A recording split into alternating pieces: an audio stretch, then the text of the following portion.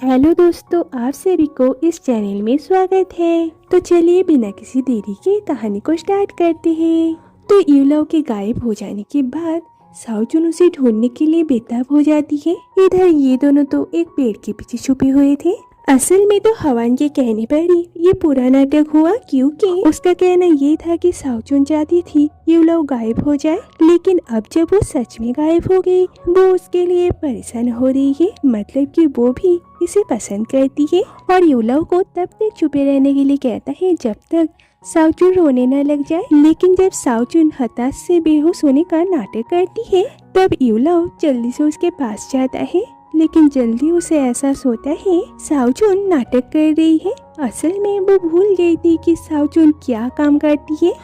तो साओचुन अब उसे अलविदा कह के वहाँ जाने लगती है, लेकिन तभी युलाओ उसे रोकता है और कहता है मंदिर में तुमने जो इच्छा मांगी थी वो तो तुम्हारी पूरी हो गई, अब तुम मुझे छोड़ के नहीं जा सकती। इधर डीसू फैंकिया को बता देती है कि युलाओ किसी और को पसंद करता है और वो एक नाट्य दल की मेंबर है और मैंने ही आज उसे घर से निकलने के लिए मदद की। ये कहती है तुमने क्या की, कुछ भी हो जाए मैं उसे तुम्हारे लिए खींच लाऊंगी। डीजू कहती है मुझे ये नहीं पसंद, मुझ में क्या कमी है कि मुझे किसी और का प्यार छीनना पड़ेगा। अगर किस्मत में होगा तो मुझे भी अपने सपनों का राजकुमार मिल ही जाएगा। लेकिन हमारी तृतीय महोदया तो चुप नहीं बैठेगी, इसलिए वो उन दोनों को अलग करने की योजना बना लेती है। नेक्स्ट डे अपने पति को साओचुन के नाटक देखने के लिए भेजती है। तो सुनजिन युलाओ के सामने साओचुन की बहुत तारीफ करता है, लेकिन नाटक खत्म होने से पहले वो एक आदमी को साओचुन के कमरे में भेज देता है साओचुन को बदनाम करने के लिए।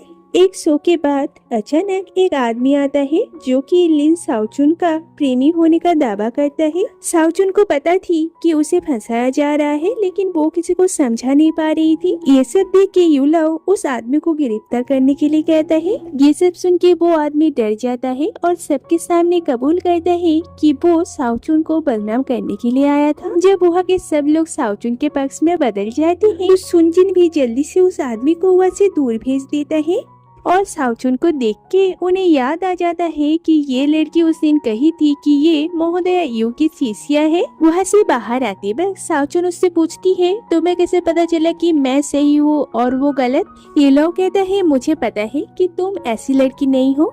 ये कहती है अगर मैं ये कहूँ कि मैं असल में ऐसी हूँ, मैं अब तक अच्छी बनने का नाटक कर रही हूँ। ये लोग कहता है तो भी मुझे कोई प्रॉब्लम नहीं है, जो कि साओचुन को थोड़ी अच्छी लगती है। फिर कहती है कलाकारों के साथ तो ये सब होती ही रहती है, इसलिए मुझे किसी को भी अपनी मासूमियत साबित करने की कोई जरूरत नहीं, मैं बस तुम्हें साबित करवाना चाहती हूँ। युलाओ कहता है क्यों, क्या तुम मुझसे प्यार करती हो। साओचुन कुछ नहीं कहती और वैसे भागने लगती है और युलाओ भी उसके पीछे पीछे भागता है। इनडायरेक्टली वो उसे प्यार करती है, वो कह देती है। इधर महोदय यू से सुनजिन मिलने के लिए जाता है और पूछता है आपकी वो शिष्या अभी कैसी है जो कि मेरे पिता के जन्मदिन में पीपा बजाई थी। इन्हें तो उसके बारे में कुछ भी पता नहीं है, इसलिए ये इसे भी कहती है कि वो मर चुकी है। सुनजिन जब कहता है कि पर मैंने तो उसे कुछ देर पहले एक नाटक समूह में देखा था, तब ये अपने बात को बदलते हुए कहती है मेरे कहने का मतलब है कि उसने मुझे धोखा देके छोड़ दिया, इसलिए मैंने ऐसा कहा। और फिर वह से जल्दी से चली जाती है। तो महोदय यू के वहाँ से निकलते ही सुनजिन उनके पीछे एक आदमी लगा देता है जो कि महोदय यू की पल पल की खबर उसे देगा। और उसका शक सही था, क्योंकि महोदय यू साओचुन से मिलने के लिए जाती है। उसकी नकल करने के लिए वो साओचुन से एक मोटी रकम की भुगतान मांगती है और उस राज्य को छोड़ के जाने के लिए कहती है,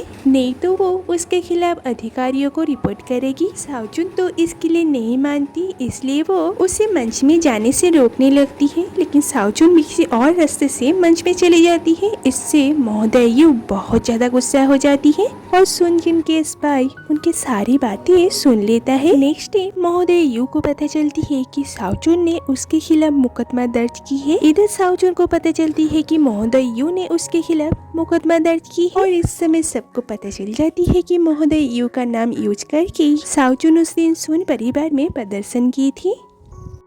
तो ये मामला अदालत में लाया जाता है। दोनों ही कहते हैं कि उन्होंने कोई भी मुकदमा दर्ज नहीं की है और महोदय यू तो वहाँ पे साओचुन को अपना शिष्या भी कह देती है।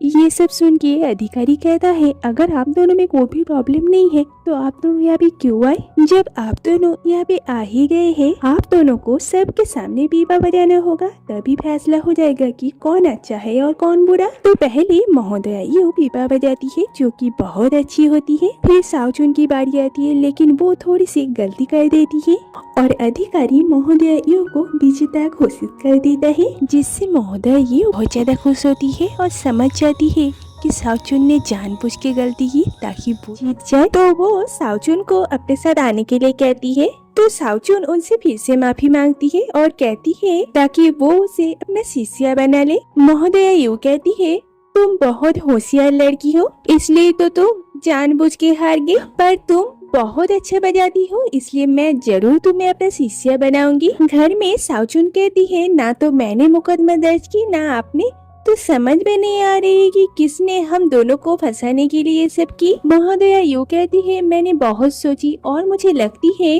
तुम अभी एक बड़े घर के लड़के के साथ घूमती हो और वो लोग बिल्कुल नहीं चाहती कि तुम उनके घर के लड़के के साथ जान पहचान रखो, शायद इसलिए इतना कुछ हो गया इन दिनों में। साओचुन कहती है अच्छा तो ऐसी बात है। इस बीच यूलव साओचुन से शादी करने का इरादा व्यक्त करता है, लेकिन साओचुन कहती है कि उसे पहले बहुत कुछ हासिल करनी है। ये कहता है मैं तुम्हारे लिए इंतजार करूंगा जब तक तुम चाहो। साओचुन भी धीरे धीरे उसे प्यार करने लगी थी, इसलिए वो भी उसे मना नहीं कर पाती और वहाँ से शर्मा के भाग जाती है। इससे पता चलता है कि उनका रिश्ता और ज्यादा गहरा हो गया है। तो यूफेंग साओचुन की सक्सेस और उसके प्रति यूलव के प्यार देख के बहुत ज्यादा हताश होने लगती है, क्योंकि वो डीजू को इस घर की बहू बनाना चाहती है, पर यूलव को तो साओचुन पसंद है। डीजू ये सब सुन के उसे शांत रहने के लिए कहती है और जो जैसा चल रहा है उसे ऐसे रहने देने के लिए कहती है, क्योंकि वो किसी का प्यार छीनना नहीं चाहती। लेकिन तृतीय महोदया तो किसी की बात नहीं सुनती। इधर साओचुन के प्रति यूलव का प्यार साबित करने के लिए यूलव उस नाटक समूह के सभी के लिए कुछ न कुछ गिफ्ट भेजता है, जिससे बाकी लोग तो बहुत खुश होते हैं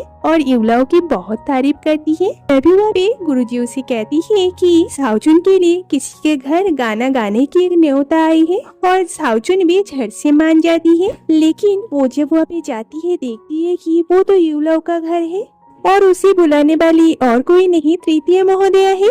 तो ये उसके सामने अच्छे बनने की नाटक करती है और कहती है मैं चाहती हूँ तुम्हारी और यूलव की रिश्ता महोदय भी स्वीकार कर ले, लेकिन उन्हें खुश करने के लिए तुम्हें बड़े घर के तौर तरीके सीखने होंगे। तो वो उसे एक गुरु के पास लेके जाती है जो कि अमीर घराने की लड़कियों की तौर तरीके उसे सिखाएगी। लेकिन साओचुन को तो पहले से ही सब कुछ पता था, इससे वो गुरुजी और ज्यादा गुस्सा हो जाती है और उसे हर चीज 100 बार रिपीट करने के लिए कहती है। साओचुन समझ जाती है कि तृतीय महोदया उसे परेशान करने के लिए ये सब करवा रही है, इसलिए वो जब वहाँ से जाने लगती है वो गुरुजी उस पर हाथ उठाने के लिए आती है। लेकिन साओचुन को भी कैराटे आती थी, इसलिए वो ही उन्हें मार के जमीन पे गिरा देती है और कहती है तृतीय महोदया से कहना कि अगली बार से कोई नया तरीका ढूंढे मुझे परेशान करने के लिए, और वहाँ से चली जाती है। तो नाटक के बाद साओचुन यूलव से कहती है कि तुम लोगों को गरीबों को परेशान करना अच्छा लगता है, यूलव को तो कुछ भी समझ में नहीं आता। तो उसके पूछने पर साओचुन कहती है मुझसे मत पूछो, जो भी पूछना है अपने तीसरी भाभी से पूछो। तो यूलव गुस्से से तृतीय महोदया से मिलने के लिए आता है और कहता है आप हम दोनों के बीच में क्यों आ रहे हैं?